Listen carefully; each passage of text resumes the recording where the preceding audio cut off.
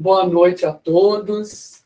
Nos sentamos acolhidos na Casa da Prece Chico Xavier para mais um encontro de reflexão, que a gente possa aproveitar esse nosso encontro da melhor maneira possível, já nos beneficiando das vibrações, né, da espiritualidade amiga. Então, vamos para mais um bate-papo, mais uma conversa, uma reflexão sobre o Evangelho e a doutrina espírita. O nosso tema de hoje é esse que aparece na tela. Os presenciais e os virtuais estão podendo acompanhar. Somos centelhas divinas a caminho da luz. Somos centelhas divinas a caminho da luz. Isso é uma história de uma vida inteira, mas não de uma vida de encarnado, da vida de um espírito. Uma centelhinha, uma fagulha divina até a luz. Ou seja, é muita história. Nós podemos ficar aqui falando sobre isso uma eternidade, porque o espírito ele tem a eternidade. Nós somos espíritos imortais. Então, vamos fazer pequenas reflexões, né? Trazendo aqui à luz da doutrina espírita essas questões interessantes para essa noite. Ok. Então, se estamos falando da centelha divina, vamos começar pelo começo. Né? Onde tudo começou? Pela divindade. E a gente já conhece, né? É bem conhecido dos meios, né, espíritas, das reuniões espíritas, que a questão número 1, que Allan Kardec elencou, e os espíritos instruíram que assim fosse, do Livro dos Espíritos, publicado em 1857, dando a base da doutrina espírita, a questão número 1, lá na parte 1 das causas primárias, no capítulo 1 sobre Deus, ele pergunta aos espíritos, que é Deus? Ele pergunta o que é Deus e não quem é Deus. Ou seja, nós não estamos esperando um velhinho barbudo sentado num trono dominando todo o universo. Né? Nós vamos ter uma mente aberta, fica difícil para a gente, né? Mas a gente abre a nossa mente para aceitar que Deus, seja lá qual for a maneira que você for definir, nós podemos falar que ele é a inteligência suprema. Porque se ele não fosse a inteligência suprema, existisse outra inteligência mais suprema, então ele não seria Deus, o outro que seria. E assim nós temos todos os atributos divinos, né? A onipotência, a onipresença, a onisciência. A gente pode pegar esses atributos e colocar no nível mais alto possível para que a gente possa falar que é Deus. Se Deus não tivesse uma desses atributos, não seria Deus. Para ser Deus, ele tem que ter todos eles em grau máximo. Se ele é inteligência suprema, ele pode fazer o que ele bem entender. E aprove a Deus fazer o quê? Criar todas as coisas. Tudo que nós conhecemos é criação divina, exceto o próprio Deus, que é o incriado. É ele mesmo o criador. Deus criou o universo. Mas nós fazemos parte do universo. Então, nós somos criaturas divinas também. Deus também nos criou. Então, podemos imaginar que Deus, que cria incessantemente, não vamos imaginar um Deus ocioso, né? Não é o senhorzinho barbudo no trono, mas não vamos imaginar Deus, a inteligência suprema, ociosa ou inoperosa. De jeito algum. Está criando sempre. Então, nesse processo de criação intenso e infinito, que a nós não é dado para escutar, a gente pode parar para pensar que Deus, nas suas afãs dos seus trabalhos de criação, ele parou o que estava fazendo e nos criou, a cada um de nós. Em um dado momento, nós fomos criados por Deus. E ele parou tudo para fazer a gente. Então, nós somos especiais. Nós somos muito especiais. E Deus, como nenhum pai terreno, nesse mundo de provas e expiações tão atrasado faria, não iria gerar os seus filhos e deixar eles soltos pela vida. Vai se catar, vai se cuidar, vai se virar aí, tá bom? Valeu, já criei, já fiz o meu trabalho, agora é com vocês. Será que Deus faria isso conosco? Será que Deus nos deixaria ao léu completamente, né, sem nada para nos basear? Tem uma expressão que as pessoas falam, né? Deus é pai, não é padrasto. Coitado dos padrastos. Né? É igual as madrastas da história das fábulas, né? Todas as madrastas são más, né? Isso não é verdade. É discriminação com os padrastos e as madrastas. Mas dá a ideia de que nós estamos querendo tomar, né? Tirar os preconceitos, de que Deus não é algo que deixaria a gente numa situação ruim. Ele ia criar a gente virar as costas. Isso perderia um dos atributos que Deus tem. Ele não pode perder nenhum dos seus atributos. Ele perderia o atributo do amor infinito que ele tem por toda a sua criação, nós incluídos. Tá certo? Então, ele tinha que fazer algo conosco que nos deixasse seguir a nossa vida crescendo pelo nosso próprio esforço. Nós fomos criados como simples e ignorantes. E temos a eternidade pela frente para progredir e atingir o quê? Atingir a luz. Exatamente. Então, Deus, é claro que não pode nos abandonar, não pode ter nos deixado à toa. Então, o que ele fez? Ele nos concedeu uma centelha divina. Centelha é uma pequena fagulha, uma fagulhinha. É uma coisa pequena, né? Mas se ela é divina, ela é uma coisa muito poderosa. E nós temos essa centelha para que a gente possa, então, progredir, evoluir, como nós vamos estar vendo agora. E se a gente está falando, então, de Deus, vamos pedir a Deus que faça o seu trabalho. Deus, faça o seu trabalho. E ali está o trabalho de Deus sendo feito. E disse Deus, não, por favor, o anterior. E disse Deus, haja luz. E houve luz. Esse trabalho de Deus é criar. Então, ele está criando. E essa passagem que nós conhecemos muito bem, que está no livro do Antigo Testamento, a Gênesis, capítulo 1, item 3, está exatamente colocando Deus operoso. O Velho Testamento, que deve ter sido escrito há 4.000 anos atrás, não sei há quanto tempo atrás, mas já colocava a criação divina dentro de uma metáfora da criação da luz. E a ciência, 4.000, 5.000 anos depois, o que ela nos fala sobre a criação? O que nós, com nossos parcos recursos de conhecer o universo, engatinhando que ainda estamos, né?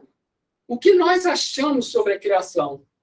Os cientistas olharam para o universo e viram que ele está em expansão. Todas as estrelas que a gente consegue enxergar estão se afastando de todas as estrelas. Se tudo está se afastando, nós estamos, então, inflando o universo, ele está expandindo. Então, se eu quero saber como que foi criado o mundo, o que eu faço? Passo o filme ao contrário. E, ao passar o filme ao contrário, eu descubro que o universo conhecido foi gerado por uma grande explosão. Em inglês, tão comentado, chamado de The Big Bang. The Big Bang. The Big Bang.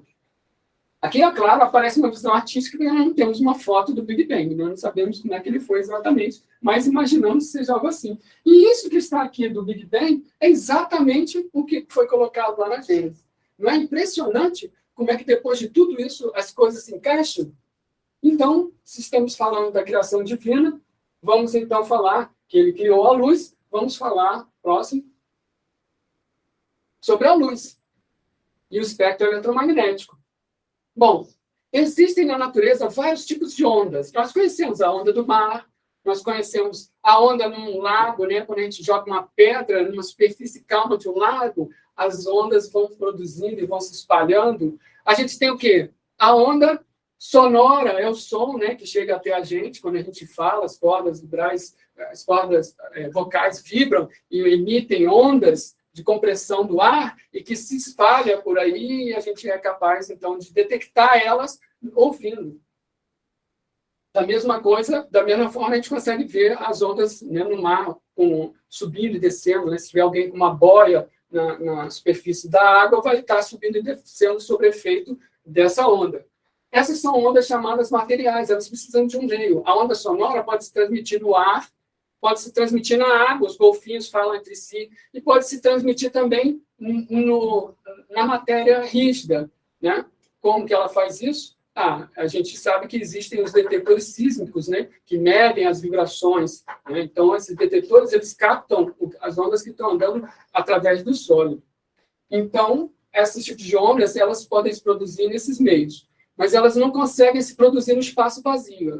Não tem ar, ela não vai para o espaço. Não tem água, ela não vai para o espaço. Não tem uma montanha, ela não vai para o espaço. Então, esse é um tipo particular de ondas. Só que existem outros tipos de ondas que são vibrações de campos elétricos e de campos magnéticos. Seja lá o que for isso, são vibrações, eletricidade e magnetismo. Um acoplado ao outro. Um gera o outro. E isso, então, vai se propagando. O elétrico gera o magnético, que gera o elétrico, que gera o magnético. E isso se propaga. É a luz. A luz é uma onda dessas vibrações elétricas e magnéticas. Só que a notícia é, a eletricidade e o magnetismo, elas existem no espaço vazio. Vazio, entre aspas. Mas ela pode, então, se propagar por aí. Então, a luz do Sol consegue atravessar o espaço vazio e chegar até nós, porque ela é uma dessas ondas eletromagnéticas. Então, a gente conhece essa experiência, né, feita por Sir Isaac Newton no século XVII, né, de colocar uma luz branca atravessando um prisma, um pedaço de vidro, com uma certa forma, em que ele tem a capacidade, então, de separar a luz branca. Não era, na verdade, totalmente branca, ela era uma composição de várias cores. E assim como na onda, né, que tem uma frequência, quantas vezes ela sobe e desce por segundo? Né? A onda do mar sobe 10 vezes por segundo, isso é a frequência. A onda eletromagnética tem a sua frequência. E cada frequência da onda eletromagnética, quando a gente enxerga essa separação das cores, tem uma frequência diferente, é uma cor diferente. Cada cor vibra com uma velocidade, uma frequência diferente. Então, a gente pode enumerar, colocar um número para cada corzinha dessas. Só que a onda eletromagnética é mais poderosa do que isso. Ela não se limita ao que nós podemos enxergar. Ela também se espalha para o que não enxergamos. Nós temos frequências menores do que o vermelho. Menor do que o vermelho é infravermelho. Nós já ouvimos falar disso, né? A gente usa nesses controles remotos infravermelho. Se eu tiver uma frequência maior do que o violeta, todo mundo sabe, além do violeta, é o ultravioleta. E também podemos botar um númerozinho para cada uma das frequências dessas outras cores que nós não enxergamos, o ultravioleta e o infravermelho. E existem muito mais. Existe o raio-x, as ondas de rádio, os raios gamas, tudo isso são ondas eletromagnéticas que podem se propagar no espaço. Aqui o que é interessante dizer é o seguinte, se eu pego qualquer uma dessas ondas eletromagnéticas e passo ela por um detector, eu sou capaz de descobrir a frequência dela. E a escuridão? Se eu passar a escuridão dentro do detetor, ele vai dizer que é o quê? Ele vai medir alguma coisa? O que é a escuridão? A escuridão é exatamente não ter luz. Então, quando eu botar o meu detetor, eu tenho detetor para ver o sismo da Terra, eu tenho detetor para ver o som, o microfone, eu tenho detetor para ver as ondas eletromagnéticas, e ela identifica cada onda com uma frequência. E, de repente, eu boto a escuridão, boto o meu detetor na escuridão e ele fica mudo, ele não fala nada. É igual a gente botar um microfone aqui, mas ninguém fala nada. O que vai chegar lá no microfone? Não. É o silêncio. O silêncio é a ausência do som. O escuro é a ausência de luz. E daí a gente começa a chegar numa conclusão muito importante que a ciência material nos ensina, mas que vale para a vida. O mal não existe. O mal é a ausência do bem. E aí a gente nos reconciliamos com Deus. Porque Deus não criou a escuridão. Deus disse, faça-se a luz. E onde não houver luz, falta luz. E eu chamo de escuridão. Por uma dificuldade linguística melhor de identificar essa coisa que não existe, que não é nada. Que é a falta de. E da mesma maneira, Deus não criou o mal. Como que Deus, que é perfeito, poderia ter criado o mal? Não. Deus criou o bem, o amor. E se nós vacilamos, se nós esquecemos do bem e do amor, a ausência deles é o mal que pode estar dentro ou fora da gente. E é o que nós vamos estar falando aqui sobre o bem e o mal, dentro e fora da gente. Próximo. Então, vamos agora para o nosso tema da centelha divina.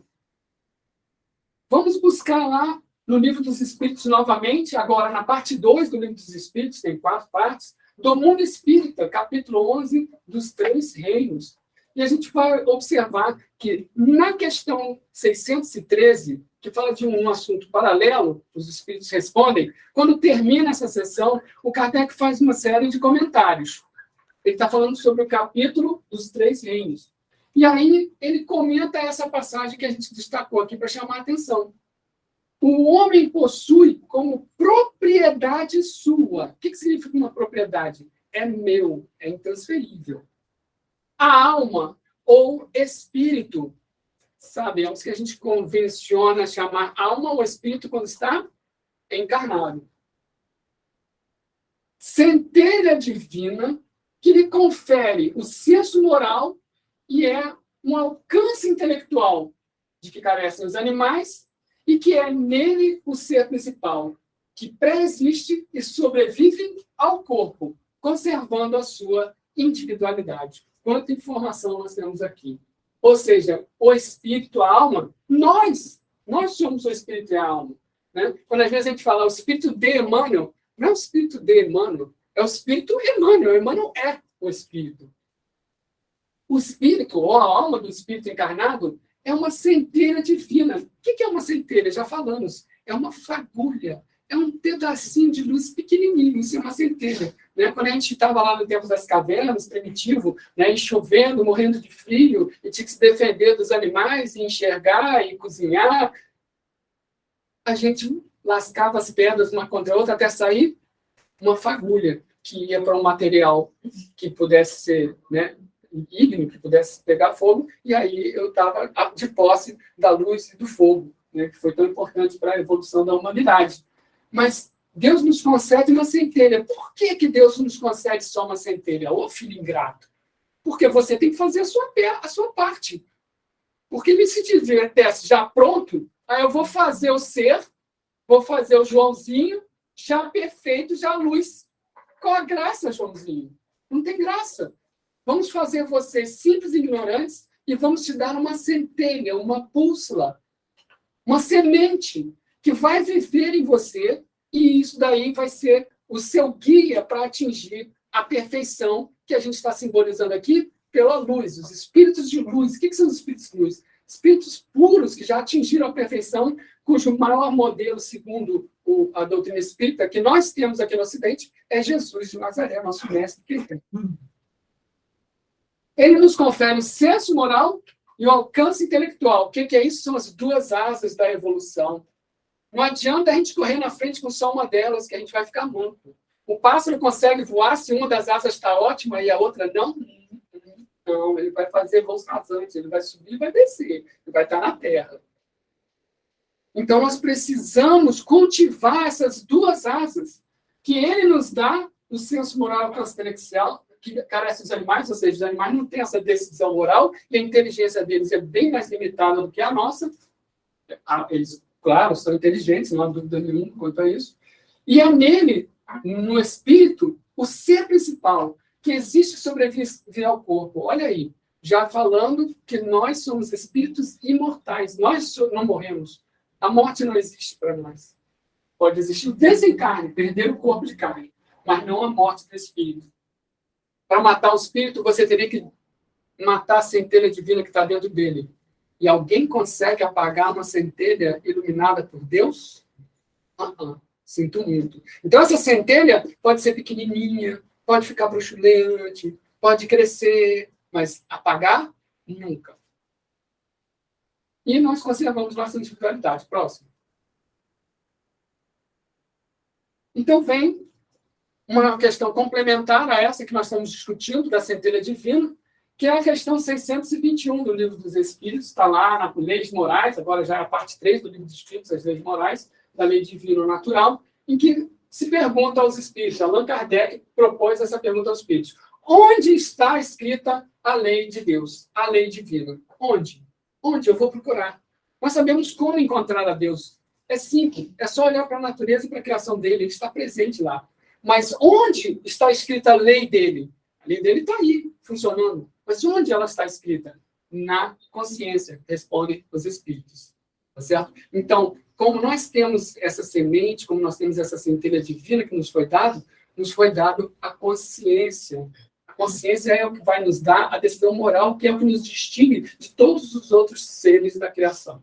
Nós somos espíritos, os seres inteligentes e aparentes e morais, fecha parênteses, da criação. Próximo.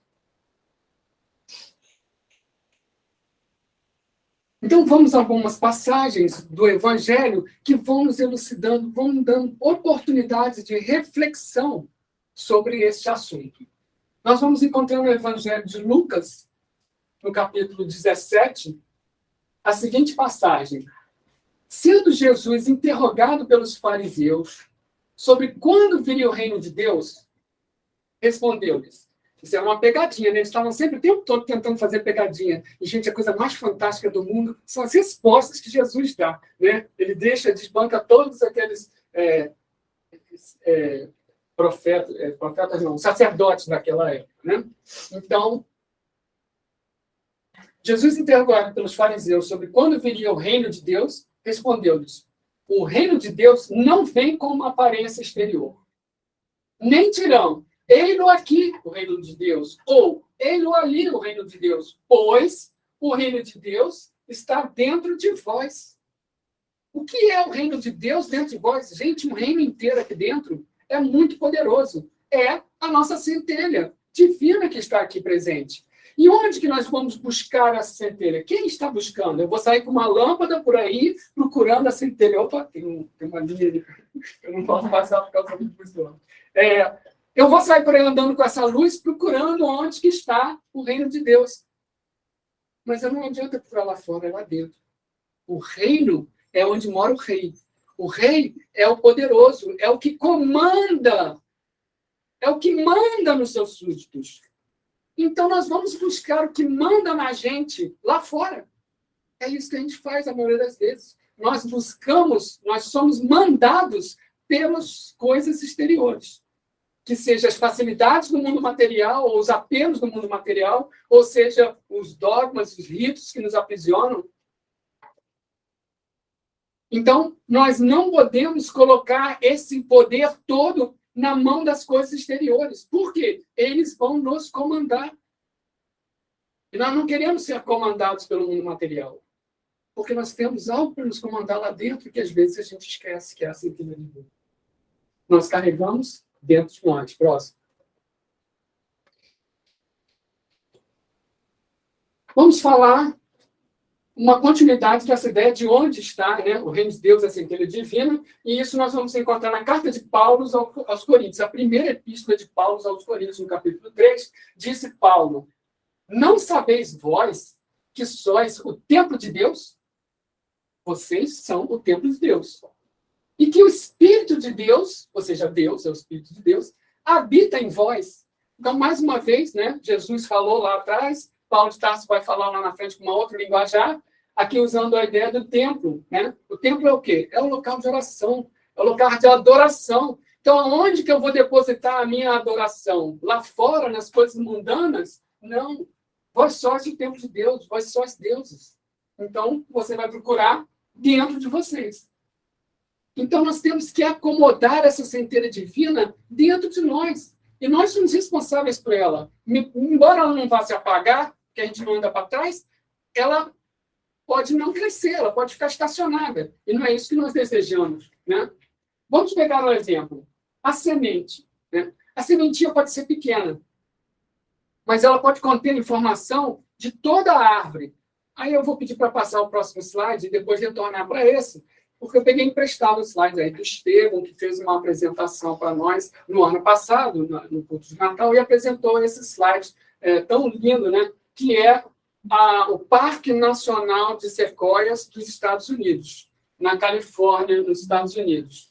Eu vou falar para vocês que eu tive a bênção de visitar esse parque quando eu tinha da ordem de 5 anos de idade.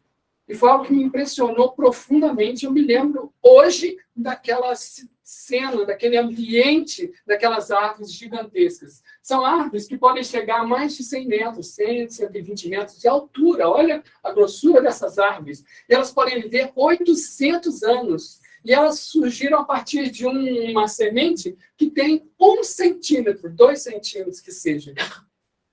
Como é que pode uma semente de 2 centímetros gerar uma árvore de 100 metros e que dura 800 anos? Nós vamos encarnar e desencarnar 10 vezes e a árvore ainda está lá crescendo. E a informação veio dessa pequena semente. E isso daí, gente, é um exemplo fantástico. Podemos voltar o slide anterior, por favor, em que a gente está olhando para uma metáfora na natureza. A gente já falou, quer encontrar Deus? Olha para a criação dele. Na natureza está repleto de ação divina. Olha a presença de Deus ali. Nas espécies, a planta, a flor, a coisa linda que a flor é, tão diferente uma das outras, mesmo dentro da mesma espécie de flor, porque cada um tem a sua própria impressão digital. Nenhuma árvore sequoia é igual à outra. Nenhuma flor é igual à outra. Assim como nós. Ou seja, cada um tem a sua identidade, cada um tem a sua centelha divina. E isso, de novo, nós falamos, vem do fato de que Deus parou tudo que ele estava fazendo e nos criou. Então, ele nos deu uma centelha divina única. E quantas combinações de centelha divina devem ter? Bom, a biologia olha para o número de combinações possíveis de DNA, para o número de seres que podem ser criados, e dá um número tremendo. Mas imagina para Deus. Esse número tremendo elevado a esse número tremendo. Então, a gente pode dizer que, na verdade, a centelha divina ele faz o papel de um DNA dentro da gente. Ele rege o que eu posso vir a ser. Mas eu sou uma semente, eu já sou a árvore. Não. O que falta entre eu, semente, e eu, árvore?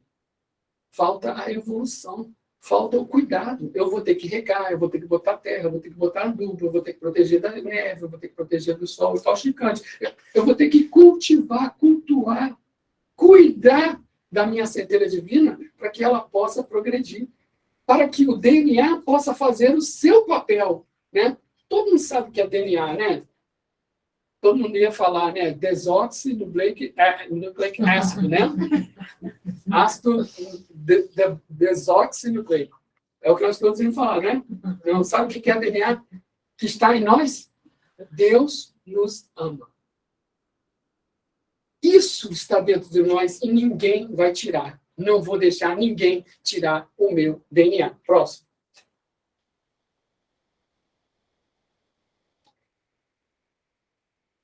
Jesus começou o apostolado dele. Ele foi batizado por João Batista. E o que João Batista falou naquela ocasião? Agora eu tenho a necessidade de me diminuir para que a luz do Mestre possa crescer. E assim foi. No dia em que João Batista foi preso, e Jesus soube disso, ele saiu de Nazaré e foi para Cafarnaum. Por quê? Porque ele tinha que começar o trabalho dele. E aí, vamos ler aqui o que diz. Deixando Nazaré, foi habitar em Cafarnaum, uma cidade marítima, nos confins de Zabulon e Naftali, para que se cumprisse o que fora dito pelo profeta Isaías. A terra de Zabulon e a terra de Naftali, o caminho do mar, além do Jordão, a Galiléia dos gentios, o povo que estava sentado em trevas viu uma grande luz. Sim, ao que estavam sentados na região de sombra da morte, a estes a luz raiou. E a gente foi lá no Isaías 9:2 e fala exatamente essa passagem, de que os que estavam sentados na região de sombra da morte, a luz raiou. O que estavam sentados nas trevas viu uma grande luz. Ou seja, era o Isaías fazendo a previsão de que Jesus ia chegar. E no dia em que Jesus entra em Cafarnaum, estava se cumprindo essa profecia do Isaías. Era Jesus. E como que ele colocou a mensagem, a metáfora? É a luz. A luz, o objetivo de todos nós é atingir a luz, é a perfeição. É sermos igual e um com Deus, como Jesus é. Quem estava sentado nas trevas viu uma grande luz. Ou seja, nós podemos nos beneficiar da luz alheia para enriquecer a nossa centelha. Eu posso pegar aquela minha centelha e assoprar para ela crescer. Eu posso trazer mais combustível. Eu posso trabalhar com ela para ela crescer. Então, Jesus, a luz que veio ajudar a que a gente possa reavivar as centelhas divinas. Reavivar não é no sentido de que ela estivesse morta, a centelha nunca se acaba, mas ela não estava viva. Eu vou reavivar para ela ficar maior. Né? Quando você tem ali a lareira, a fogueira e a brasa, né? Você assopra e ela volta, ela reaviva, e é isso que Jesus fez quando ele retornou para a sua ação na Galiléia, ali na região de Cafarnaum, que é tão cara a nós essas lembranças. Próximo. E aí vem a questão do apostolado.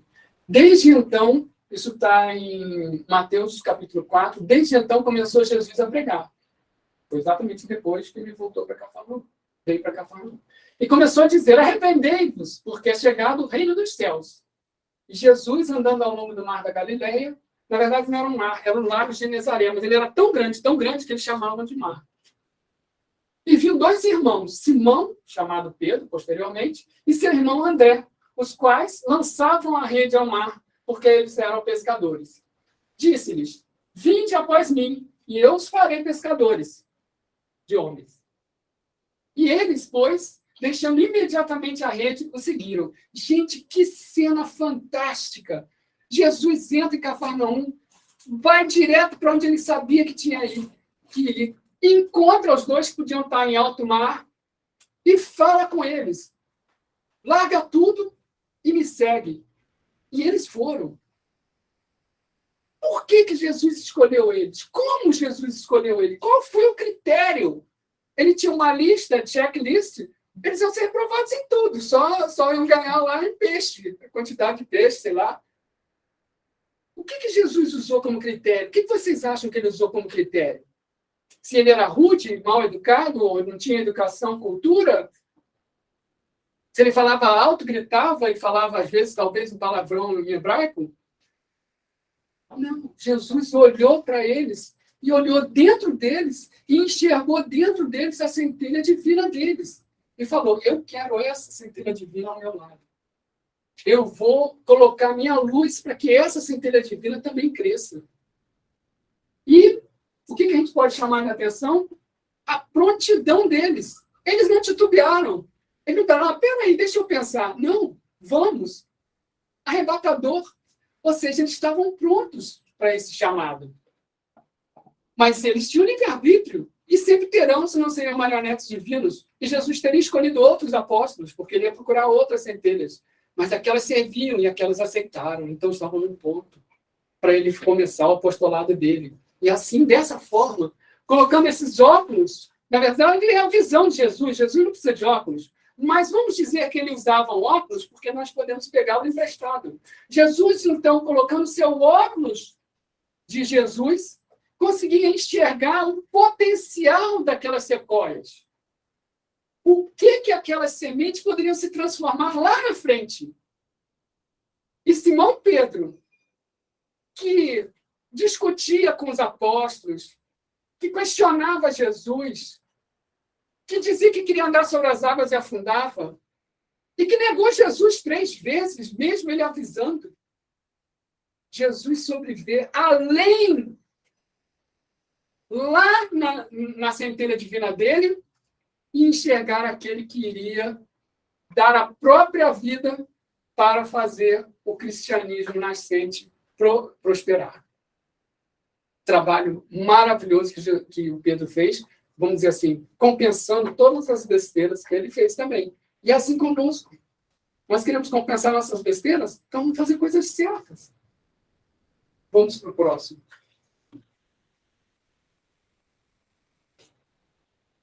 A luz do mundo. Essa é uma passagem de Mateus, capítulo 5, muito densa, nós vamos dividir ela em 3, tá? Aqui tem para ter a ideia dela global e depois a gente vai em cada uma delas. Vós sois a luz do mundo. Uau, agora uma centelha, agora virei luz, já fui promovido. Não se pode esconder uma cidade situada sobre um monte.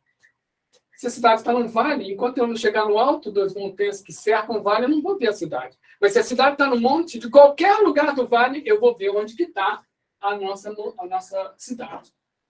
Não se acendem uma candeia. Candeia é onde você bota velas, ou onde você bota os candelabros. E colocam debaixo do alqueire, mas no velador, e assim iluminar todos que estão em casa. Eu não vou botar a candeia debaixo do alqueire. Alqueire a gente foi pesquisar, e é um vaso usado para medir um alqueire de grãos. Um vaso que cabe um alqueire era chamado de alqueire. Então, não vou botar as minhas velas, minhas luzes, debaixo do alqueire, debaixo de um vaso. Eu vou colocar onde? No velador, onde eu boto velas para todo mundo ficar iluminado. Assim, ou seja, dessa maneira, fazendo isso, resplandeça, brilhe a vossa luz diante dos homens, para que sejam as vossas boas obras e glorifique, para que vejam as vossas boas obras e glorifique o vosso Pai que está nos céus. Então, vamos passando aí. A gente já começou a dar um spoilerzinho. A luz do mundo. Vocês são a luz do mundo. Não se pode esconder uma cidade construída sobre um monte. Já falamos, né? Questão de perspectiva. Botou lá em cima, já era. Todo mundo vai ver. Mas se é isso mesmo que eu quero, vamos plantar bem um farol lá em cima, com a luz girando, chamando a atenção para todo mundo ver. E daí vem uma metáfora da construção do mundo cristão. Porque o cristianismo era a luz daquele momento. Era a segunda revelação. Já tinha tido a primeira revelação com Moisés. E agora nós estamos na segunda revelação. Então, é a luz do mundo. Mas vocês é que são. Vocês é que fazem. Se o livre-arbítrio tivesse desistido de fazer qualquer coisa, esse calado ou fugido, ou os mártires não terem entrado no Coliseu cantando hinos de louvor a Deus, então talvez hoje nós não estivéssemos aqui reunidos nessa nossa reunião falando de Jesus. Emmanuel, comentando essa passagem, ele fala: nós vamos atingir as obras lá em cima do monte. Você já imaginou o trabalho que dá para construir alguma coisa em cima do monte? Você tem que levar tudo lá para cima. Então, se você está disposto a fazer isso, vai ter sacrifício, vai ter que fazer testemunho, dificuldades vão aparecer, não é um mar de rosa, não. Ah, legal, vou construir um farol lá em cima da montanha. Vai? Então vamos lá, vamos arregaçar as mãos e vamos fazer, mas esteja ciente de que não existe facilidades aqui. O monte na exemplificação significa: eu vou ter que dar o meu exemplo para poder atrair mais pessoas. Não adianta eu só ficar com o megafone dizendo: venham, venham, venham me ajudar a construir um farol no alto da montanha. Não. Eu tenho que pegar as primeiras pedras e começar a levar, que aí vai ter gente que vai dizer: coitado, ele quer construir sozinho, mas, poxa, um farol aqui vai ser tão bom, os barcos não vão mais colidir e morrer todo mundo aí com os recifes, e aí todo mundo vai ajudar a construir, e não é isso que acontece com o cristianismo? Próximo. Ninguém pôs, isso é a passagem semelhante de Mateus, só que no Evangelho de Lucas. Ninguém pôs aceita uma candeia e cobre com um vaso, ou põe debaixo da cama, mas põe no velador, para que os que entram vejam a luz. Porque não há coisa encoberta que não haja de manifestar-se, nem coisa secreta que não haja de saber-se e vir à luz.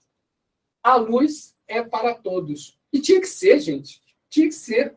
Deus é equitativo. Não existe privilégio. Não existe o preferido. Todos somos preferidos. Todos somos igualmente amados por Deus. Então, não há coisa secreta que não haja de saber-se a luz. Durante milênios, né, nós tivemos a idade chamada das trevas, em que, para a grande maioria da parte da população do Ocidente, ficou restrito o conhecimento. Ficou muito restrito. Existia produção de conhecimento, estudo de conhecimento, mas era para um grupo fechado. E aqui, então, ele diz que tudo tem que ser para todos. A luz tem que ser para todos. Ou seja, para que a gente possa fazer com que a luz ilumine os outros, o que eu tenho que fazer? Eu tenho que ter a luz dentro de mim. Eu tenho que cultivar a luz dentro de mim. Eu tenho que ampliar aquela centelhinha, eu tenho que irradiar ela, eu amplio ela e irradio ela para todo mundo.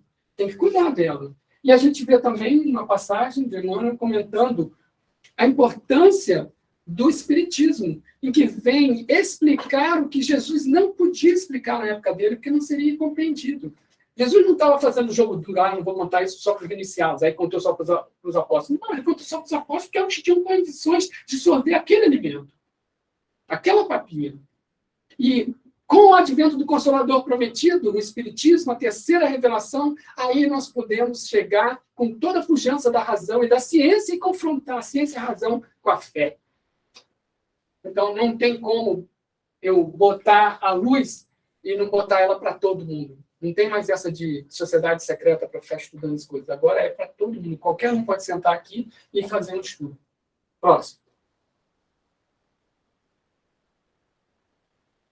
Que brilha assim a luz de vocês diante dos homens, para que vejam as boas obras e glorifiquem ao Pai de vocês, que está nos céus. Então, ele está falando que nós temos luz e que temos que deixar essa luz brilhar, porque nós somos maus conosco mesmo. A gente adora esconder a nossa luz, por diversas razões. Eu nem vou entrar nesse capítulo aqui. Cada um imagina o que trava você a brilhar a sua luz. Alguma coisa trava. Faz o exame de consciência e você vai descobrir que tem um monte de coisa que a gente tem que trabalhar na nossa reforma íntima. A gente sabe disso. Mas vamos começar um de cada vez. Não vamos tentar consertar tudo de uma vez, que não vai dar certo. Vai ser muito difícil. Entendeu? Agora, se eu conseguir aumentar o meu brilho, que seja uma parcela. Aqueles que estão em volta já vão se beneficiar. Quanto mais eu ampliar a minha luz, maior parcela vai poder se beneficiar. Jesus, como o sol e o farol que ela, pode beneficiar a humanidade ocidental, pelo menos. Então, nós temos aqui o conselho de Jesus para que nós façamos brilhar, para que os outros vejam e para que os outros, então, glorifiquem. Ou seja, vindo a gente fazendo o nosso sacrifício, a nossa reforma íntima, vai arrastar as pessoas para também fazerem, para também se modificarem. E glorificar ao Pai. Glorificar ao Pai é a gratidão, é abençoar a Deus, mesmo na dificuldade. Se eu abafo a centelha divina, o que vai acontecer comigo? Quem vai dominar dentro de mim? Lembram? Luz. Aí eu abafei, na hora que eu abafei, o que aconteceu? Ausência de luz, escuridão. Bem, amor, ausência de bem e de amor, o mal. E aí, com o mal, o sofrimento. Então, a gente está aqui sendo convidado a não deixar abafar essa centelha divina. É um trabalho difícil. Vamos evitar a supremacia do ego, que vai vir com todos os seus orgulhos, vaidades, todos os seus defeitos. Foi falado aí na leitura inicial do Vinha de Luz.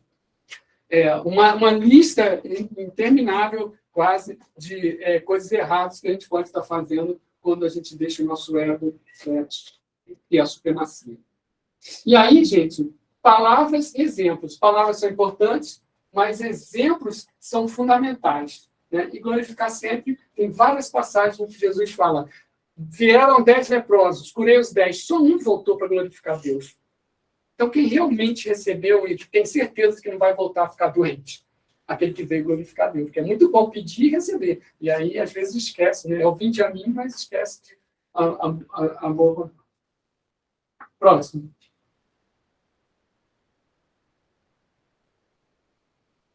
Somos filhos da luz. Está lá na carta de Paulo de Tarso, aos Efésios, capítulo 5. Pois outrora erais trevas. Paulo é duro, hein?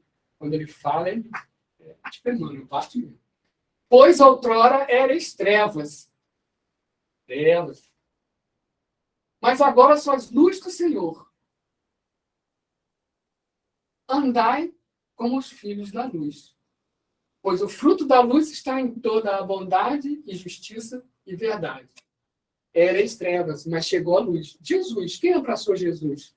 Nós abraçamos Jesus. Mas quanto eu abracei Jesus? Ou quanto eu ainda deixo abafado a minha centelha? Então eu tenho que prestar atenção. Ele está dando medo na gente. Se você recebeu a luz, então ande como um filho da luz. Você recebeu a luz. Então tenha compostura. Por quem és? O que você está fazendo da sua vida? Volta aqui e vai mostrar aos outros que você é filho da luz. E como que eu vou mostrar aos outros que eu sou filho da luz? Com os frutos da minha luz. Ou seja, a minha luz é meio que intransferível, mas eu posso irradiar para os outros e elevar os outros. E ajudá-los a fazer a sua luz crescer. Isso é contagiante. E ele dá a receita. Os frutos da luz estão em toda bondade, justiça e verdade. Tá bom. Bondade é o quê? É o bem, é o amor. E a lei do amor é o mandamento maior, não é verdade? E aí você tem corolário da bondade, da lei do amor, que é o quê? O amor em ação. Não adianta ser o amor contemplativo. Tem que ser o amor em ação. Quem é o amor em ação? É a caridade, é fazer o amor ao outro, ao próximo, e não...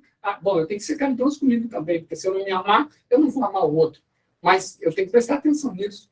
E fazer o amor chegar aos outros é a caridade. Por isso que o lema do Espiritismo, da doutrina espírita, é fora da caridade não há salvação. E não fora da igreja. Ou fora da verdade. Mas aqui nós temos a justiça divina, tem que ser o fruto da luz. O que é a justiça divina? A coisa mais marcante da justiça divina dentro do Espiritismo, nos dizem os Espíritos, é, em primeiro lugar, eu tenho o livre-arbítrio. Porque senão seríamos marionetes na mão de Deus, não ia ter graça nenhuma.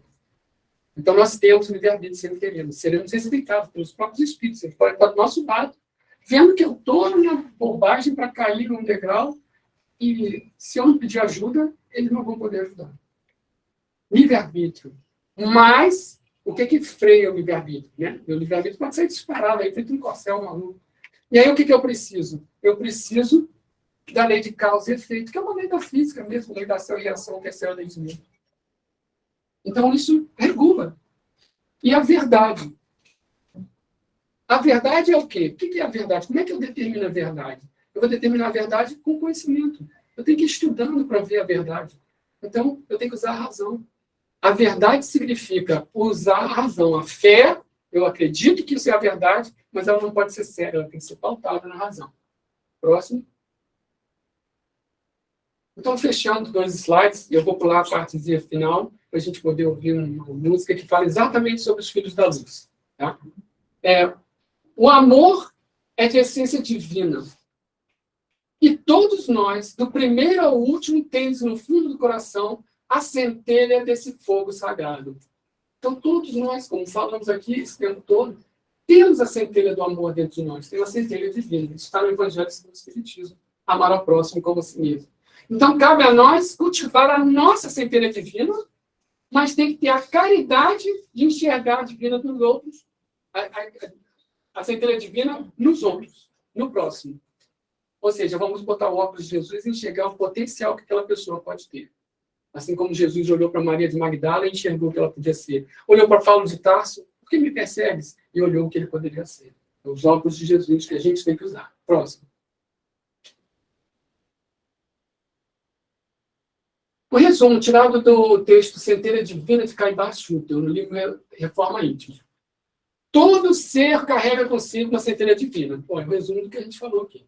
Errantes, perdedores, aprendizes, ateus, arbitrários, maus e primitivos possuem esse toque divino no seu âmago, ainda que não consigam ou não queiram dar o seu devido valor. A lista era até maior, tá, gente? A gente tirou um pouco aqui. Seja o homem esclarecido ou não, possui a força suficiente para evoluir. Ele tem a noção do amor de Deus e a consciência dentro dele, e a possibilidade de ultrapassar suas próprias limitações. Ou seja, nós podemos. E é se quer, você pode. Para isso, a reforma íntima serve. A reforma íntima de luz para ele enxergar na escuridão. Eu tenho que ir trocando a luz pela escuridão. Haverá um dia em que a centelha divina será sentida forte o suficiente em cada um para que os encarnados pratiquem na íntegra a lei do amor, ensinada e tão bem exemplificada por Jesus, símbolo maior da presença de Deus no âmbito do ser. E aí a gente pode perguntar, e gente, quando que isso vai acontecer? Em que a centelha divina vai ser tão forte, né, que vai ser sentida por todos. Próximo. Aí a gente entra no A Caminho da Luz, que eu vou pular essa parte, vou deixar como lição de casa, vocês lerem esse livro maravilhoso do Emmanuel, né? A Caminho da Luz, psicografia de Chico Xavier, em que ele fala como que a Terra recebeu, né, seres que foram exilados de outros planetas, de outros sistemas solares, e vieram parar aqui, quando ocorre o quê? A transição planetária. Esses foram os exilados de Capela, que vieram aqui no passado, e agora nós estamos enxergando, próximo slide, agora nós estamos enxergando o quê? O que está acontecendo agora, revivendo, né, o que aconteceu aí no passado da nossa história. Nossa história está repleta dessas confusões. Então, 3 questionamentos. Como vamos participar da transição planetária que já está em curso? Estamos fazendo brilhar a nossa luz para contribuir para o adiantamento da humanidade? Ou estamos abafando a nossa centelha divina e seguindo a trajetória dos exilados, que vão ter que dizer tchau, bye, bye, e vão para outra lugar que estiver ainda no estágio que a Terra está? Próximo. Eu vou pedir licença a vocês para a gente colocar essa música, né, Filhos da Luz.